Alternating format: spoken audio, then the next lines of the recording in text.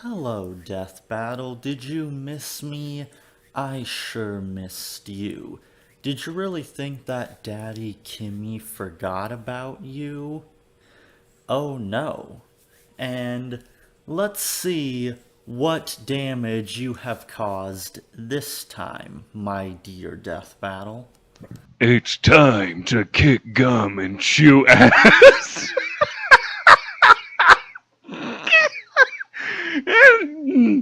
and I'm all ass. Fucking dick kick him.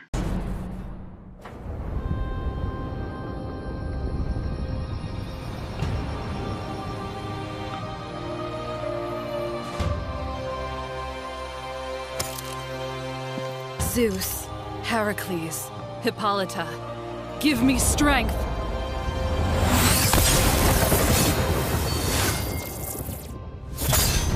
For the honor of Grayskull, I am She-Ra! Compared to an Amazon like me, you're just playing dress-up.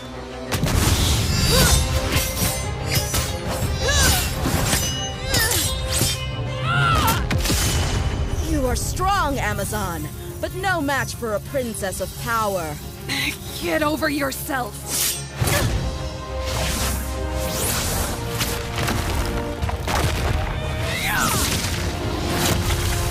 See what I mean?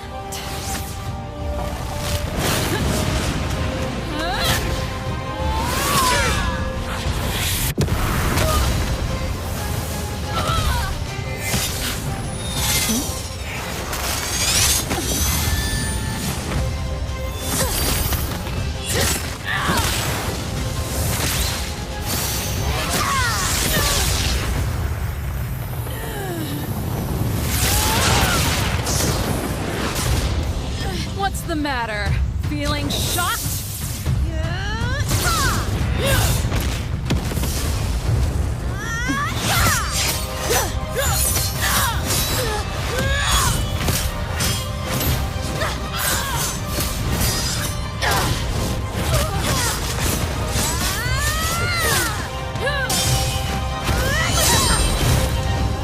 Gotcha!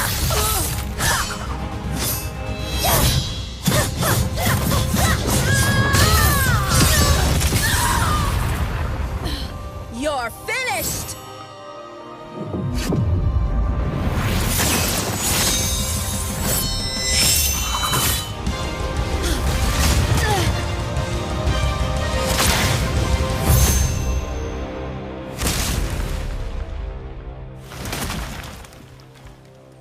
That's what power really looks like.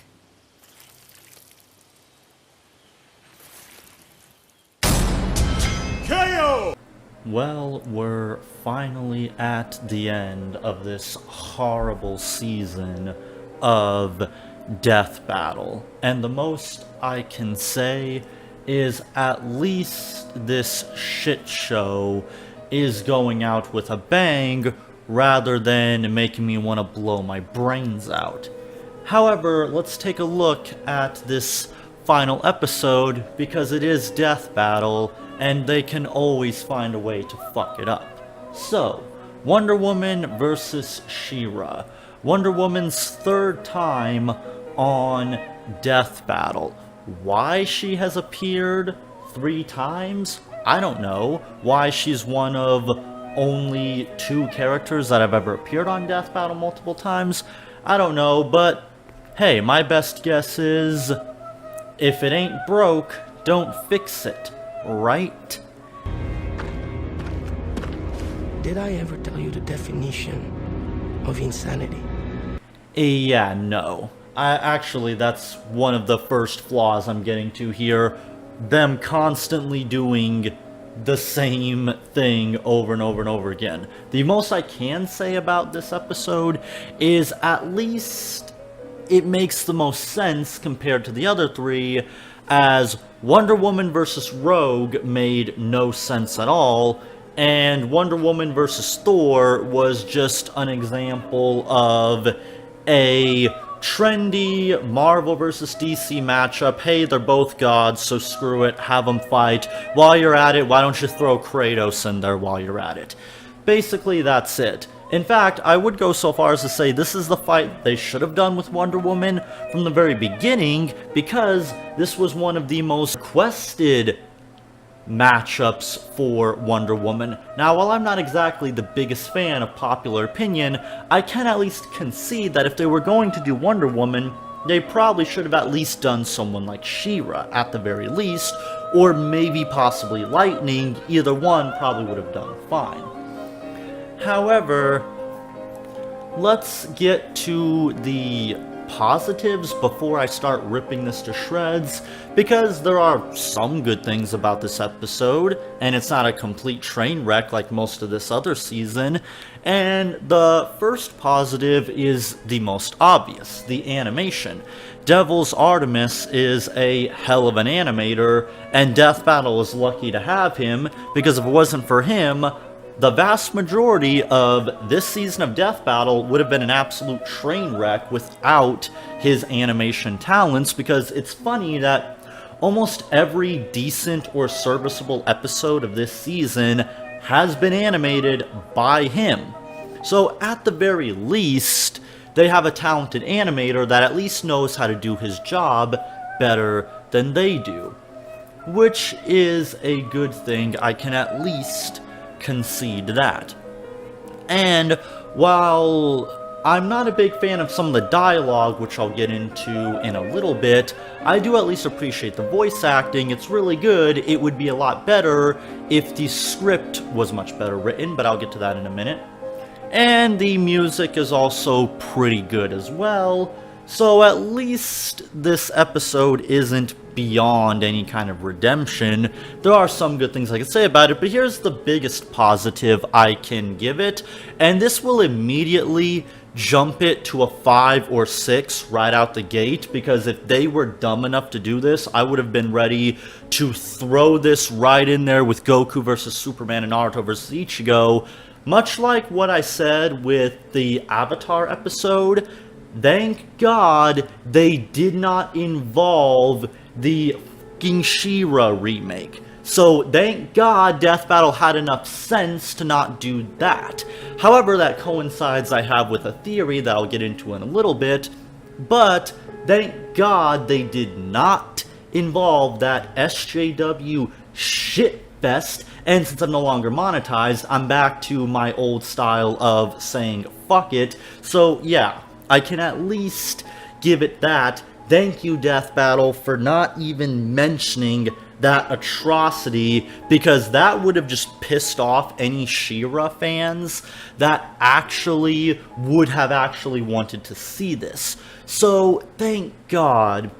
Can we all just take a moment to appreciate that Death Battle didn't involve the remake She-Ra, because that could have gone horrible in so many ways that I don't even want to picture if they went down that rabbit hole.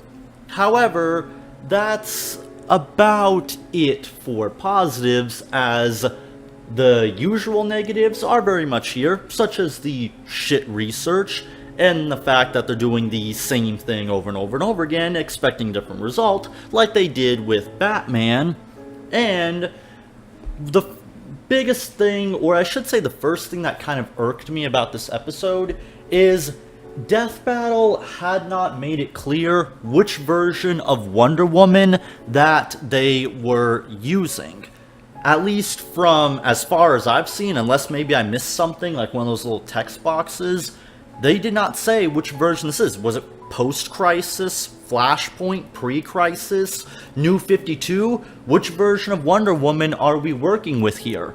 I mean, we could maybe assume it was post-crisis, but we don't know. And since we don't know, it makes it more difficult to understand if the research was bad or not, which I feel like was done intentionally by Death Battle to make it harder for people to call them out for their bullshit research, because if they don't say what version of Wonder Woman they're using, they could just pull feats from whatever version of Wonder Woman they want to make her as strong or weak as they need her to be, as we know Death Battle has done before in the past, i.e.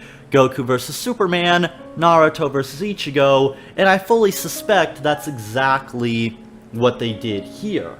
And to further add on to that theory, I believe that while they did not reference the She-Ra remake, I am not leaving out the possibility that this is a trendy matchup, because it seems just a tad bit convenient to me that when they released this episode, it came out around the same time as the season finale of the Netflix She-Ra cartoon, you know, the one that nobody gives a crap about.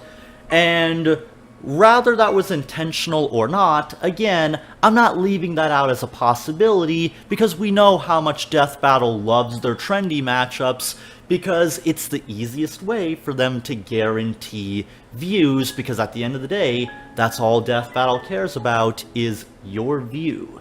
But to further add on to these negatives, the research is as atrocious as you can possibly imagine. Now, you have She-Ra and Wonder Woman, two very powerful characters, and they say that She-Ra's like moon level and Wonder Woman is like borderline moon level, and Wonder Woman is massively faster than light, so therefore Wonder Woman wins because better experience.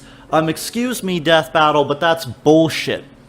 She-Ra is at the very least universe to multiversal level, and Wonder Woman, depending on which version of Wonder Woman you're using, the power may vary, but if they were using post-Crisis, she would be around solar system level, and if they were using, I believe, Flashpoint or pre-Crisis, one of those two, she would be around universe to possibly multiverse level, if you take into account the god power. I can't think of it right off the top of my head right now. So at the very lowest, Wonder Woman, again, depending on which version they're using, they don't specify, but let's say at the very least, Wonder Woman should be solar system level.